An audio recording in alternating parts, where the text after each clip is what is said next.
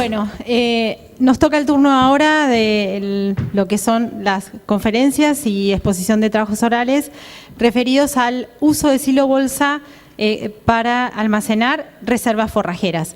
En primer término va a ser su disertación el doctor Francisco Santini. El doctor Santini es técnico de la Unidad Integrada Balcarce de la Estación Experimental del INTA. Francisco, 30 minutos. ¿Sí? A partir de cuando tu presentación esté en pantalla. Buenas tardes. Es una mala hora esta para hacer una presentación porque todo el mundo viene de comer, así que muchos van a dormir. Podemos pedir que bajen un poquito las luces, así pueden hacerlo más tranquilos. Bueno, yo voy a volver al origen de que para mí es el silo bolsa. Yo conocí el silo bolsa en la década del 80 en Estados Unidos y en realidad el silo bolsa lo utilizaban para silajes de maíz especialmente y para silajes de grano húmedo.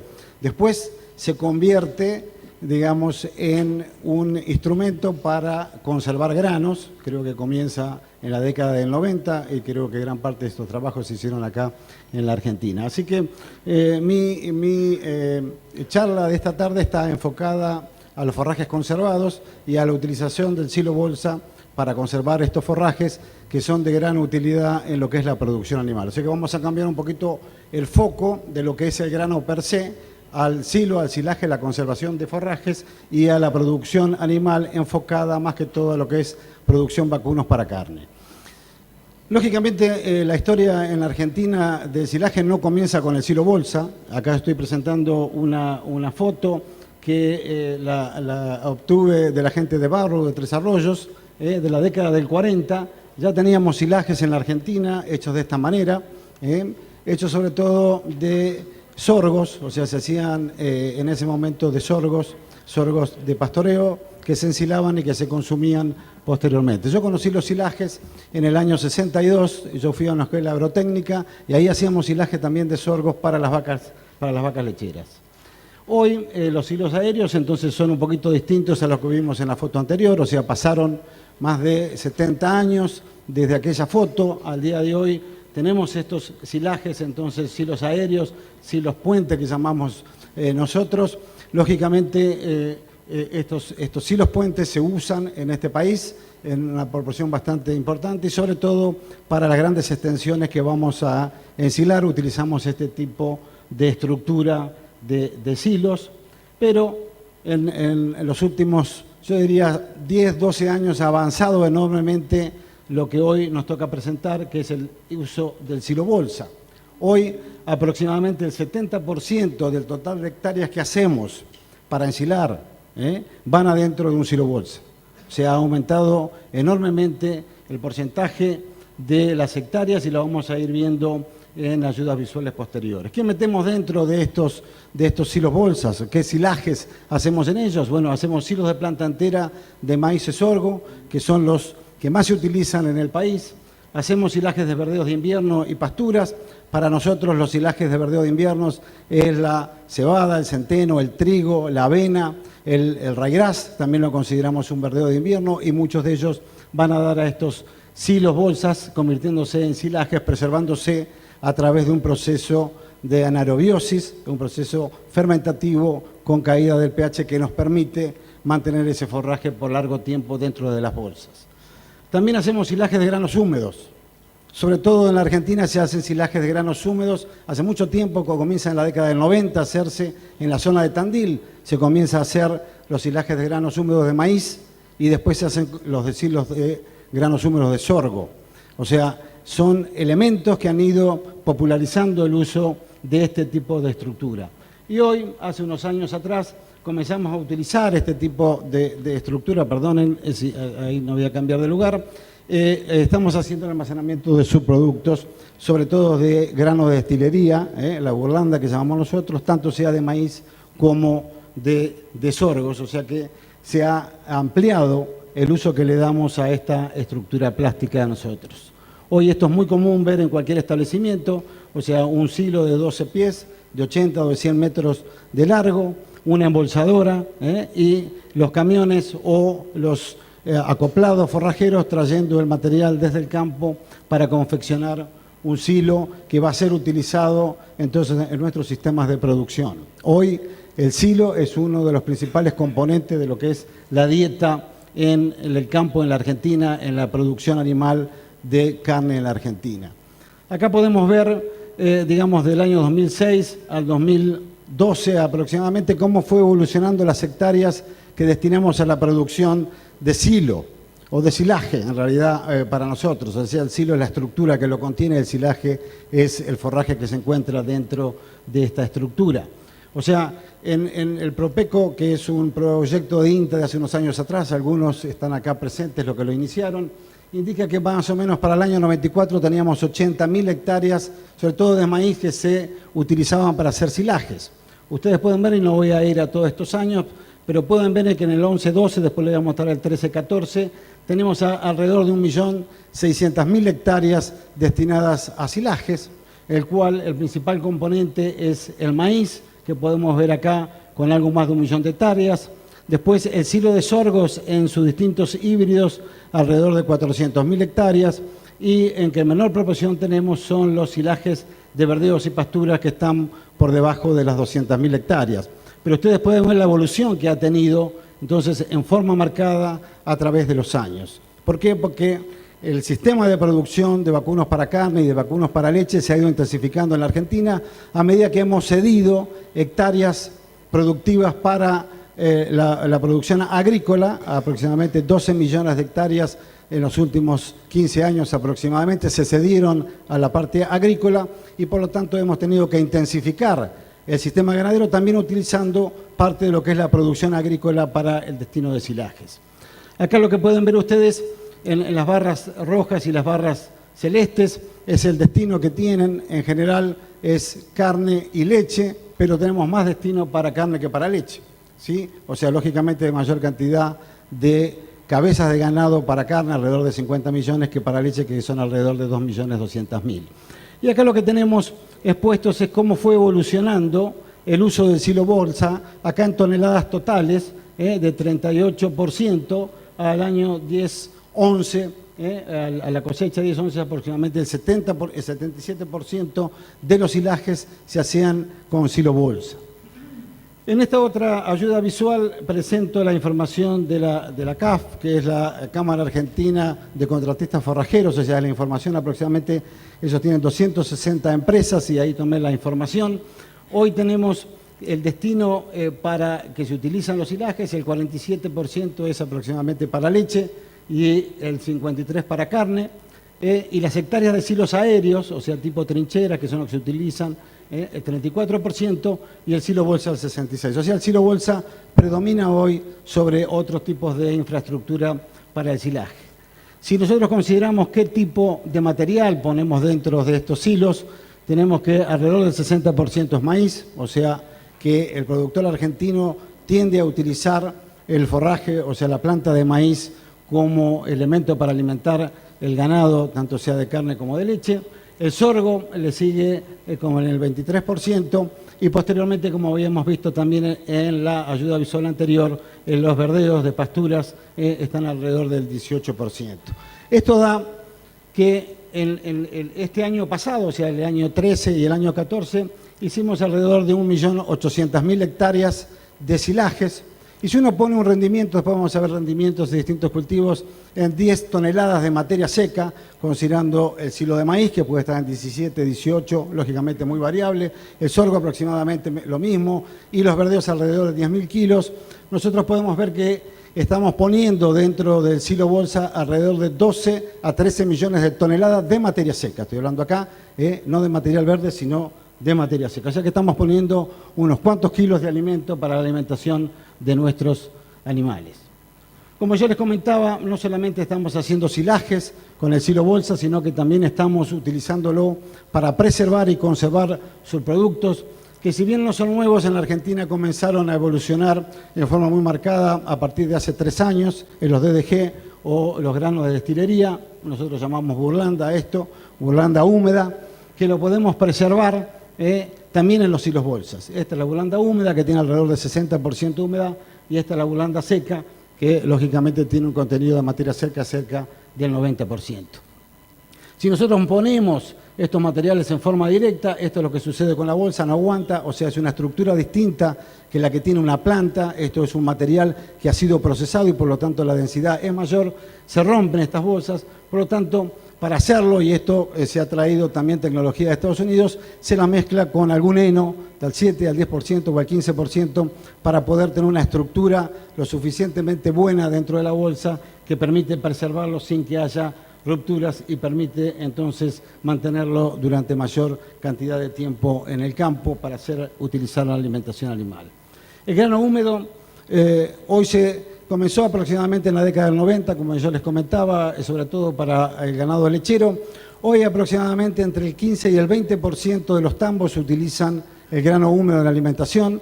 Tiene ventajas, sobre todo bajo el punto de vista del sistema, del manejo del sistema, y tiene algunas ventajas también nutricionales utilizar el grano húmedo. Como comenté, los principales granos húmedos que hacemos en la Argentina es el grano de maíz y el grano de sorgo, y hay algo de granos de invierno, o sea, de cebada, de trigo, algo de eso también se hace, pero en una cantidad relativamente baja. Yo me tomé el trabajo de hacer algunos análisis de sistemas de producción lechero para ver qué porcentaje están utilizando y, como les digo, alrededor del 17-18%, hasta un 20% en la Argentina los tambos utilizan grano húmedo. En el caso de las vacas de cría, la vaca, digamos, todo lo que sea producción de carne, el porcentaje de utilización es menor, se utiliza así en el caso del feedlot. ¿Por qué utilizamos silajes? O sea, evidentemente esto tiene una ventaja bajo el punto de vista económico. O sea, uno sabe que las tecnologías en general se adoptan en función del impacto económico que tienen dentro del sistema de producción. Si nosotros tomamos la Argentina, lo más económico que tenemos por kilo de materia seca, y no miremos cuánto vale el kilo de materia seca porque esto cambia. La Argentina, desgraciadamente, no es otros países que tienen estabilidad económica, sino que tenemos inflación y por lo tanto los valores, en este caso los quiero expresar bajo el punto de vista relativo.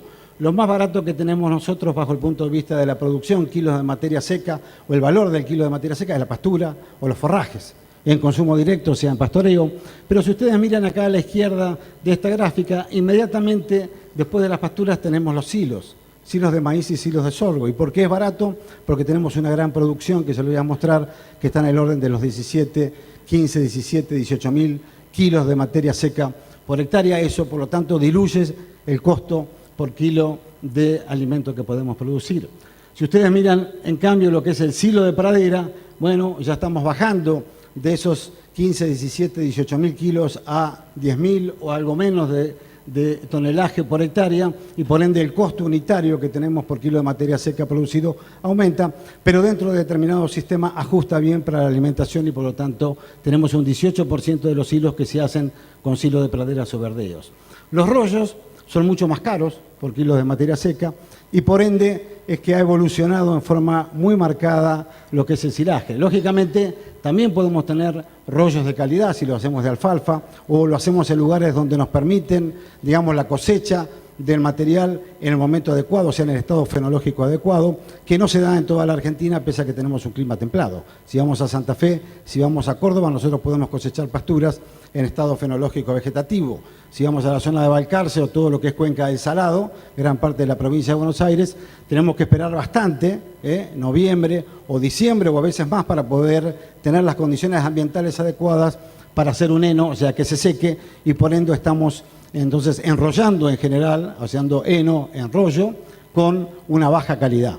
Y por ende, entonces los costos que tenemos son altos, y si lo pusiéramos a esto bajo el punto de vista de kilogramos de materia seca digestible, lógicamente estos costos serían mucho mayores para los henos que para los silajes, que podemos preservarlos con buena calidad.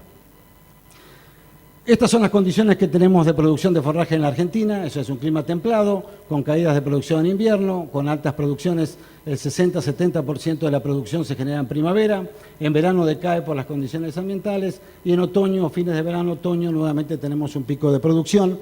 Y por ende, en estos sitios es donde ajusta todo lo que tiene que ver con la suplementación.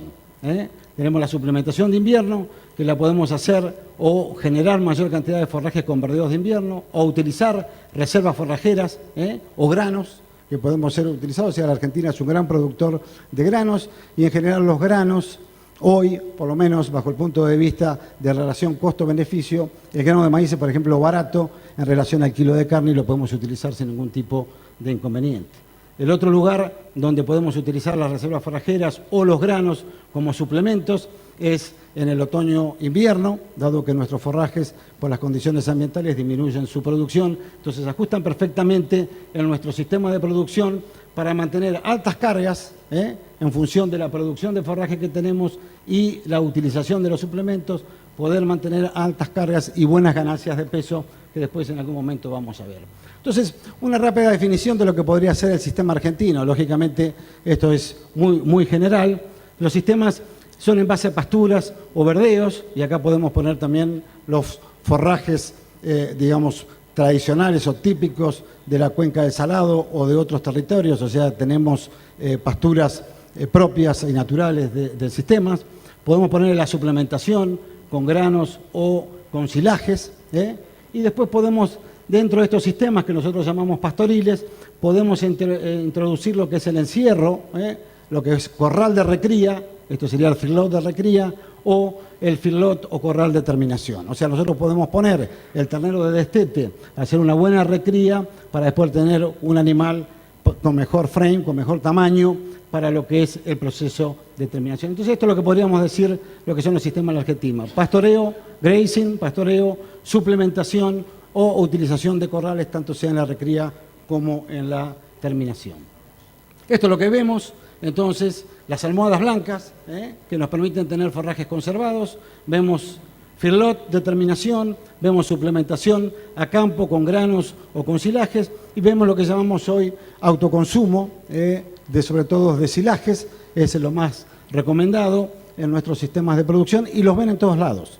Los ven en todas las provincias del NEA, el NOA, en la Pampa Húmeda, los ven aún en la Patagonia, estos sistemas de producción, y sobre todo este sistema que ha evolucionado enormemente, y creo yo que es una de las principales ventajas que también ofrece el silo bolsa, como vamos a ver posteriormente.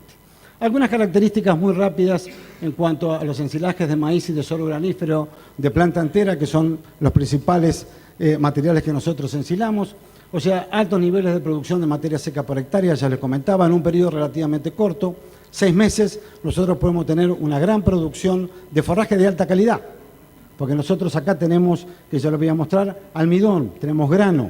El índice de cosechas de estos materiales puede estar en el orden del 30 al 40%, quiere decir que estamos cosechando una gran cantidad de grano, que eso significa energía disponible para la producción de carne o la producción de leche. Buena concentración energética, bueno, una concentración energética media, porque el otro 40, 70% que tenemos es forraje, que me lo voy a mostrar en la próxima ayuda visual. En general, el problema que tenemos con los silajes y con estas plantas que son C4, o sea, son plantas subtropicales, tropicales, el maíz y el sorgo, son plantas que crecen muy rápidamente y por crecer diluyen el contenido proteico. O sea, cuanto más cantidad de kilos de materia seca cosechamos, menos proteínas tenemos, entonces tenemos bajo contenido de proteínas. Pero la otra ventaja que tienen es que cuando las suministramos aún solas, tanto sea en un feedlot o en una situación de manejo a campo, no tenemos riesgos de acidosis porque tienen un porcentaje de forraje lo suficientemente importante y de tamaño de partícula adecuado como para no generar este tipo de problemas. Y podemos hacer una cosecha más temprana que si estamos esperando el grano para cosecharlo. Esto es lo que tenemos cuando hablamos bajo el punto de vista nutricional, o sea, ¿qué es el silaje de maíz o de sorgo? Es un grano que podemos tener el 30 o el 50% de la planta como grano, con una gran digestibilidad, entre el 85 y el 95%. Sobre todo acá si utilizamos los procesadores de grano, eso es fundamental. Hoy tenemos máquinas que lo hacen, el grain cracker en general, tanto sea para el maíz como para el sorgo. Y la otra porción es la fibrosa, que es la menos digestible, que podemos entrar en el orden del 50 al 70%, con una degradabilidad, esto no es una digestibilidad, sino que es degradabilidad a nivel de rumen, entre el 47 y el 55. Lo que nosotros buscamos es que haya mayor cantidad de grano, tanto sea en el maíz como en el sorgo que tenemos acá a la derecha. Lógicamente acá tenemos una espiga, que es el maíz, y acá tenemos una panoja, que es el grano de sorgo que podemos utilizar. Tenemos enorme cantidad de híbridos de sorgos que podemos estar utilizando. Nosotros, en general, en el caso mío, yo recomiendo el sorgo granífero que tiene buena producción y tiene buena cantidad de energía por la cantidad de grano que tenemos. Estos son promedios de concursos que se hacen anualmente, o sea, no son trabajos experimentales, sino que son productores que llegan y participan de esos concursos. En general, estos se hacen en Manfredi, algunos de ellos, y tomé el promedio, no tomé aquellos que ganan el concurso, sino el promedio, tanto sea de maíz, sorgo granífero o sorgo forrajero. Bueno, ustedes pueden ver la concentración energética de alrededor de 2.6 para el caso del maíz y algo menos para el sorgo. El sorgo granífero siempre tiene algo más que el sorgo forrajero, y si esto lo procesamos, o sea, si a este sorgo nosotros lo procesamos el grano, que hacemos disponible el almidón que tiene ese grano, que muchas veces queda sin romperse cuando lo consumen entero los animales, podemos estar casi igual que la concentración energética que tiene el maíz. Si alguno tiene más energía metabolizable, tiene más digestibilidad, acá estamos en el orden del 70-72% de digestibilidad, que son iguales a los mejores silos europeos.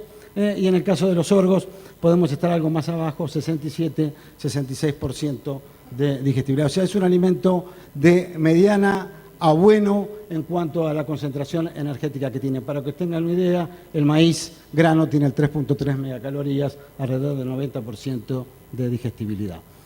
Y lo utilizamos por lo que yo les comentaba anteriormente. Si nosotros miramos distintos trabajos en distintas áreas geográficas, acá no estamos tomando solamente provincia de Buenos Aires, estamos tomando Córdoba, estamos tomando Santa Fe y otros.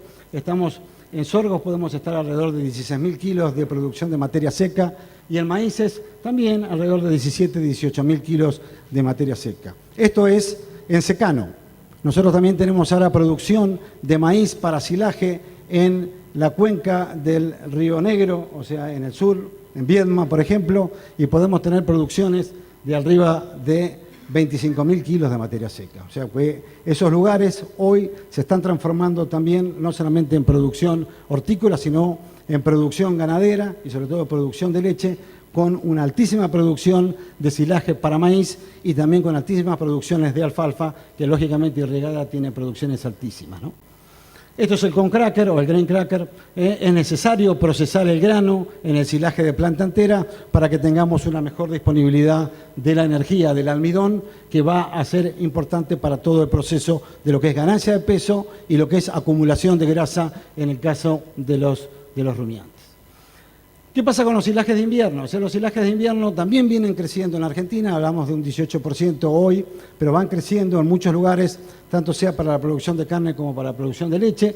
En la provincia de Buenos Aires, en lo que es el sudoeste, se está utilizando bastante, se está utilizando también en la zona de Santa Fe y zona de Córdoba. Tiene buena calidad nutricional, vamos a ver algunos datos después, tiene buena respuesta animal. Yo después, si tengo tiempo, les voy a mostrar alguna información. En general, estoy haciendo un aspecto más que todo en mi charla descriptivo para que conozcan cómo se usan los silajes. Tiene mayor oportunidad de confección, o sea, tiene una ventana más larga que los que tiene el silo de maíz o el silo de sorgo. Tiene un óptimo ensamblaje en el proceso de rotación y además tiene mayor estabilidad del cultivo, porque los cultivos de invierno, como son estos, tienen en general tal vez mejores condiciones bajo el punto de vista de lluvia para desarrollarse, que a veces los cultivos de verano, que en nuestras zonas pueden ser secos, y como yo les decía, lo hacemos en secano. Entonces podemos tener, ahora con las variaciones climáticas que tenemos, podemos tener veranos bastante secos donde se resiente la producción de maíz, sobre todo en provincia de Buenos Aires. En otros lados están haciendo maíces y sorgos fuera de época. Antes los sembrábamos en octubre, noviembre, bueno, ahora se siembra fuera de época, que tienen mejores condiciones para la producción, lográndose gran cantidad de biomasa para la producción animal. Estos son algunos datos de Bordenave, de la zona de Bordenave, o sea, estos oeste de la provincia de Buenos Aires. Fíjense, cebada cervecera y cebada forrajera. Hoy hablaron, o ayer hablaron de cebada forrajera, o cervecera, perdón.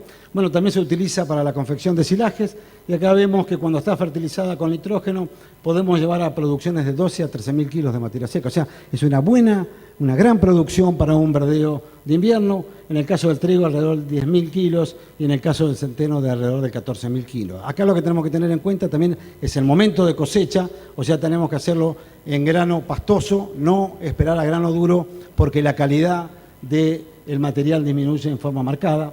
haciéndolo en estado de grano pastoso, podemos tener en la cebada cervecera alrededor de un 70% de digestibilidad, 66 a 70% de digestibilidad, es una excelente digestibilidad. En el caso del trigo algo menos, 60%, y en el caso del centeno algo menos, alrededor del 52-55%. Cuando uno habla de digestibilidad, por cada unidad de digestibilidad que perdemos del 70%, bajamos la producción 50 gramos aproximadamente de ganancia diaria. O sea, es un punto importante a tener en cuenta cuando estamos haciendo ensilajes de estos verdeos, lo mismo que cuando hacemos ensilajes de sorgo o de maíz. Francisco, llevas 20 minutos. Ya voy 20 minutos. Bueno, tamaño de picado es otro punto a tener en cuenta, sobre todo para la compactación del material. Esto es importante. Cuando nosotros queremos compactar, el tamaño tiene que tener cierta distribución, porque la compactación hace a la calidad del silaje y también hace a todo lo que es el proceso de rumia del animal cuando lo consume, y de esta forma nosotros lo podemos utilizar en un feedlot como parte de la dieta, provocando todas las reacciones en cuanto a la rumia y producción de buffer a nivel ruminal para evitar los problemas de acidosis. Voy a poner un poquitito. En la parte de confección y selado de la bolsa, esto es lo que vemos, esto es un verdeo en la zona de Barro, o sea, en la zona de Tres Arroyos. ¿Cómo se genera esto? Tenemos lo más importante es la eliminación del oxígeno, y creo que esto es una tecnología embolsada. Con eso digo todo. O sea, cuando uno embolsa algo, lo compacta adecuadamente, que nosotros podemos compactar en materia seca entre 180 y 220 kilos por metro cúbico de esto, eliminamos el oxígeno. Entonces acá vamos a tener un proceso de fermentación adecuado. Hagamos las cosas bien, y en los procesos biológicos tenemos la respiración del material, que es el consumo de oxígeno, que prácticamente en 24 horas se puede consumir, y comenzar rápidamente la fermentación en anaerobiosis, generando dióxido de carbono, permitiendo que haya un crecimiento de las bacterias lácticas y caída y disminución del pH rápidamente. También podemos utilizar inoculantes, tanto sea de bacterias homofermentativas, lácticas, además de las que vienen ya en el forraje per se, para aumentar la velocidad en el proceso de fermentación, o podemos utilizar heterofermentativas, como el caso del Lactobacillus buchneri, que nosotros lo utilizamos para tener mayor estabilidad aeróbica cuando abrimos los hilos, que la próxima ayuda visual está asociado a esto.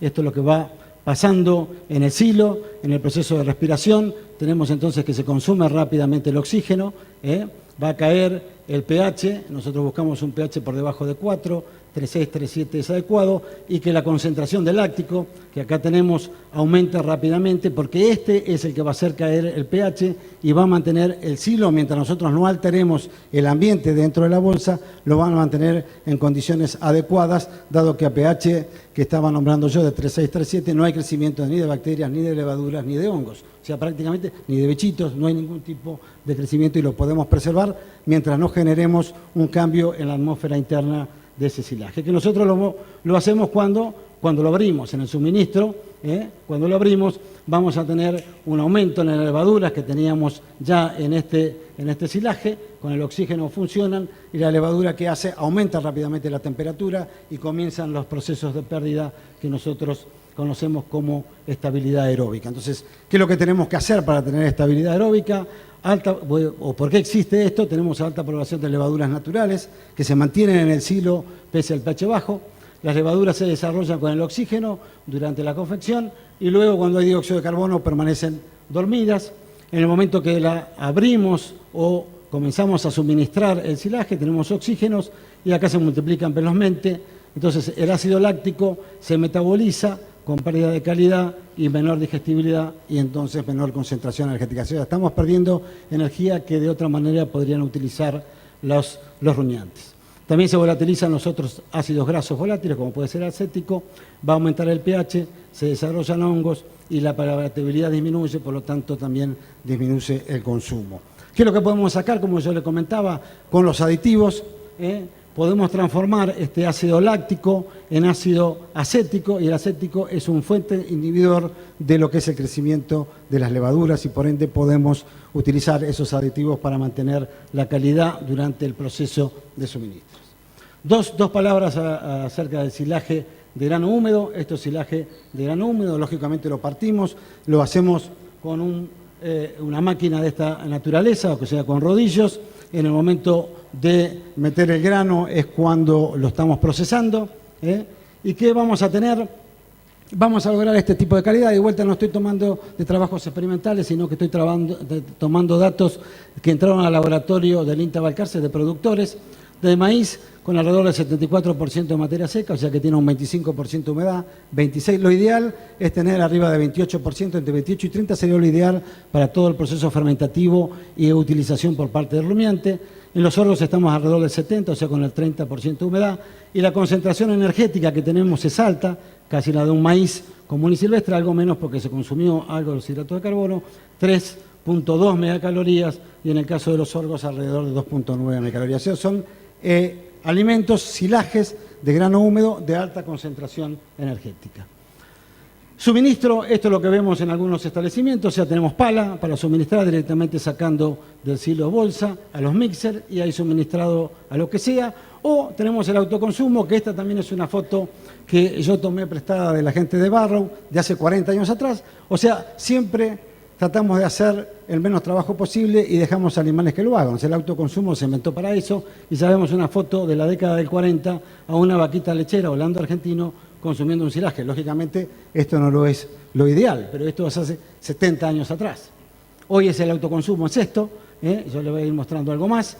Podemos tener sistemas automatizados, o sea, esto se baja, el animal se apoya y cuando van empujando hay un sistema de crique que hace que vayan avanzando sobre la bolsa. Acá tenemos el silaje, vamos a tener que se va enrollando la parte superior en este sistema y la parte inferior en este sistema, o sea que acá tenemos un comedero prácticamente hecho de plástico.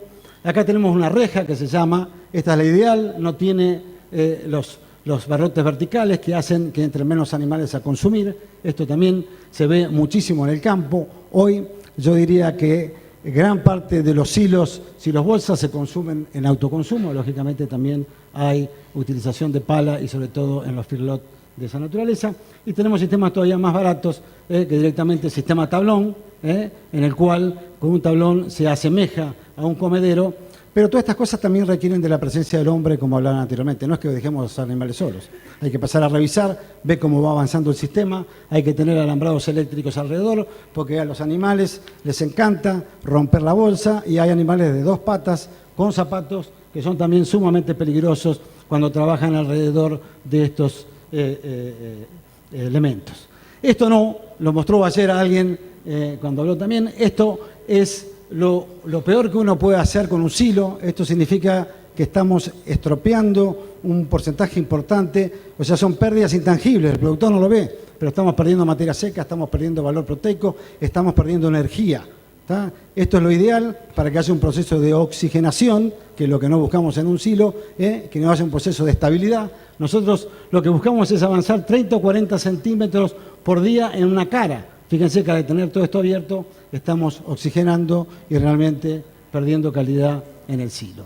Otro problema que tenemos son las roturas. Esto es necesario arreglarlo rápidamente porque si no tenemos entrada de aire y de vuelta nosotros podemos conservar el material mientras esté en anaerobiosis, o sea, con falta de oxígeno, que haya presencia de dióxido de carbono. Si se rompe, vamos a tener putrefacción de este material, y entonces es conveniente hacer los arreglos que también comentaban esta mañana. Existen las cintas plásticas, existen los parches para hacer todo este tipo de arreglos y arreglar las cosas. Entonces, ¿por qué para mí se impone el silo bolsa o se impuso el silo bolsa de esta manera? Se confecciona donde se necesita. Yo puedo planificar por categoría y por lugar donde voy a estar pastoreando, dónde hago el silo bolsa. Puedo hacer varios silos bolsas en mi establecimiento.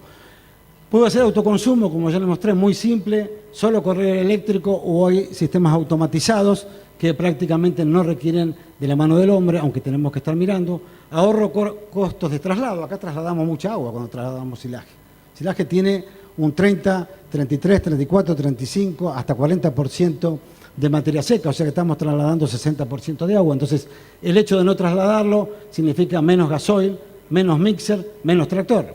Ahorramos mano de obra, ahorramos tiempo, logra ser eficiente en el aprovechar el silaje y en las pérdidas. Tenemos pocas pérdidas. ¿Tá? tenemos forraje embolsado, valga la redundancia, es algo que nos permite a nosotros mantener la calidad mucho más que en un silo trinchera, que la podemos mantener, pero tiene más complejidad que este tipo de estructura. Con poco desperdicio y alteraciones del material podemos tener entonces un valor de calidad a lo largo del tiempo. Ya me quedo un ratito más, terminando en esto. Esto es lo que van a ver ustedes mucho en la Argentina, cuando tenemos una gran cantidad de animales que van a tener acceso al silaje. Tenemos varios silos abiertos con el sistema de reja. Esto no es lo más conveniente, como yo contaba anteriormente, las barras verticales no es lo más conveniente porque impiden que puedan entrar más cantidades de animales a comer. Y no solamente a veces se abren de un solo lado, sino que se abren del otro extremo también cuando tenemos una cantidad importante. Generalmente por cara, si nosotros tenemos abierto el silo entre 12 y 24 horas, que va a depender del sistema de uso, podemos tener alrededor de 60 animales por cara, dependiendo también del tamaño que tengamos. Si estoy en tiempo, dejaría acá. Si tengo 5 minutos más, puedo avanzar un poquitito. Lo único, restamos por ahí una pregunta. Bueno, entonces dejo acá. Simplemente quería, tenía algunas transparencias en cuanto a ganancia de peso. Nosotros podemos estar trabajando con suplementación, simplemente con el silaje de maíz suplementado con proteína, alrededor del kilo 200, kilo 300 de ganancia diaria por animal y por día, en situaciones de feedlot o en situaciones de pastoreo arriba de 900 gramos. Con sorgos podemos tener ganancias de alrededor de 700 a 900 gramos, incorporándole alguna proteína. Ahora, con los rompedores de grano podemos mejorar nuestra performance animal, y con silos de verdeos suplementados o no, dependiendo de la situación, podemos estar en el orden de los 800 hasta el kilo 100. O sea que podemos, digamos, con estos materiales tener altísimas o muy buenas ganancias de peso a lo largo del tiempo. Y también lo podemos utilizar, como ya dije, para aumento de carga. Podemos elevar, cuando utilizamos un 40% de la dieta total en un sistema de pastoreo, podemos elevar en un 40% la carga animal con ganancias de vuelta de alrededor de 900 gramos. O sea que cumple perfectamente bien y ajusta perfectamente bien a un sistema de producción de carne intensificado, utilizando el silo bolsa, que lo podemos esparcir en distintos lugares de este establecimiento, y de esa forma, digamos, hacer un mejor uso por parte de los animales de este alimento, que es de altísima calidad. Bueno, muchas gracias por su atención.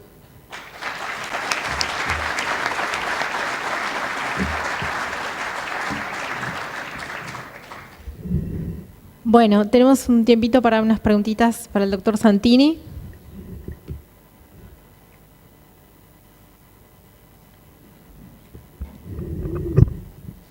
Malina Rich, me vas a hacer una preguntita. No salís. Hola. Sí, ahora sí. Pancho, no, te quería hacer una pregunta. La verdad que me sorprendió el nivel de uso de silobolsa para silaje, no creí que era tan alto. Ahora, mi pregunta viene a esto, y no sé si vos estás mucho en el tema de costos o de puntos de intermedio, cuando se hablan de grandísimos volúmenes de silo, si tenés alguna referencia de cuál sería la cantidad o las toneladas que ya no te permitiría trabajar con silobolsa y sí o sí tenés que ir al búnker, si es que existe.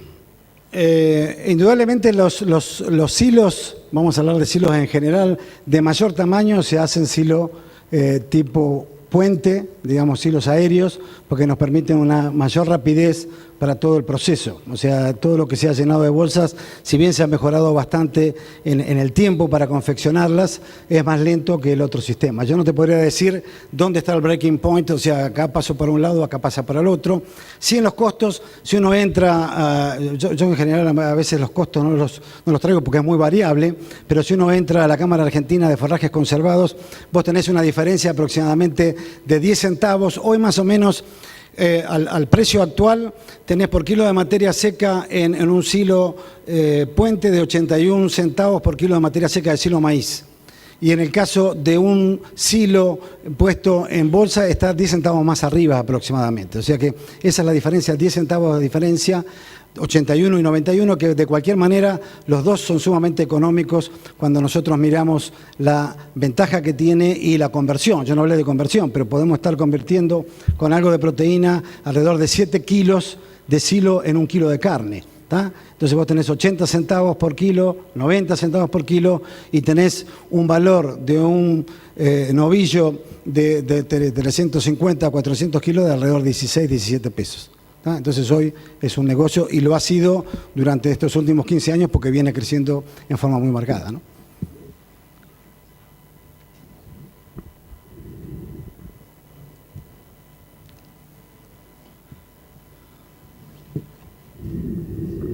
¿Alguna otra consulta para el doctor Santini? Pancho, aquí, ¿cómo te va? No te veo. Esta punta acá. Ah, sí. Sí. El tema de la burlanda, ¿cómo fue la experiencia que hiciste? Que hablaste de la burlanda, del que rompió la bolsa y todo eso. Que es un tema muy, muy caliente eso y muy necesario, desde luego. Estos en general... Bolsa, ¿no? Embolsado. Son las bolsas, sí. El problema que tenemos con la burlanda es que no tiene la estructura que tiene cuando nosotros picamos el maíz o el sorgo. Entonces la densidad interna que estamos acumulando es distinta. Si bien tienen el mismo contenido de materia seca, 60% de agua, digamos así, la estructura es diferente. Entonces la presión que ejerce sobre las paredes hace que se rompa la bolsa y lo que se está haciendo es buscando qué porcentaje de heno u otro componente más seco podemos poner dentro de ese material para lograr mantener una estructura y que no se rompa la bolsa, sobre todo en los laterales es donde se rompe. No habrá sido... Estas fotografías son de Estados Unidos, no son de acá. Ah, me parecía, porque la bolsa no era Vos conocés enseguida, no era de acá. Claro, claro, no, porque posiblemente la hayan frenado mucho. Bueno, yo creo son que... todos trabajos que estamos Claro. generando ahora con el proyecto de nutrición del INTA que tenemos y que también participan ustedes, Sí. o participabas porque vos ya estás saliéndote del sistema, pero adentro. Digamos, estamos trabajando en estos aspectos de burlanda en cuanto a la calidad que ofrecen las distintas industrias y la forma de preservación, porque si bien muchos los preservan directamente al aire libre, o sea, lo tiran, es necesario mantener un stock para cuando hay problemas climáticos o ambientales, que este año hemos tenido mucho y hemos aprendido que si no tenemos la burlanda a veces no podemos llegar al campo. Y la burlanda, sobre todo en el sistema lechero, tiene una ventaja muy interesante que lo consume muy bien y con los alimentos que los mezclamos hacen que el consumo total de las vacas aumenten porque es muy palatable, ¿no? Entonces es un elemento que a futuro va a tener, digamos, un destino en el rumiante interesante y bueno, y sabemos las plantas que se están abriendo en Córdoba, en Santa Fe, en todos lados, en realidad para producir los DDG, los Distiller Wet Grain serían en este caso, no los Dry Grains. Era porque la bolsa ofrece una oportunidad bastante grande. Sí, sí. Para dosificar eso que decías vos, por eso. Gracias. Acá a la izquierda, siguiendo lo que dijo Cristiano, me gustaría aclarar, acá a la izquierda, a su derecha, perdón. No, se embolsa hace muchos años en la Argentina desde Malta, proveniente de cervecería, también con humedades muy altas, y en Estados Unidos se ha embolsado en bolsas de grano, sin estiramiento. Yo creo que el problema ahí es que la trataron de estirar. Se embolsa usualmente burlanda de maíz sin ningún inconveniente. Sí, hay distintos trabajos hechos y yo he visto también, pero en general cuando no se rompe la bolsa no se ejerce ningún tipo de presión. Lo que tenemos que también es buscar la forma de abaratar costos. O sea, se puede poner menos cantidad de burlanda dentro de la bolsa queda medio chata, en algunos casos hasta hacen, digamos, estructuras de tierra alrededor para poder tener, digamos, mayor diámetro en la bolsa. O sea, que hay distintas técnicas que se pueden utilizar para poner mayor cantidad de burlanda dentro de la bolsa, pero una de ellas es la utilización de henos, que mejoran la estructura y se puede meter con presión y de hecho abaratamos costos, ¿no?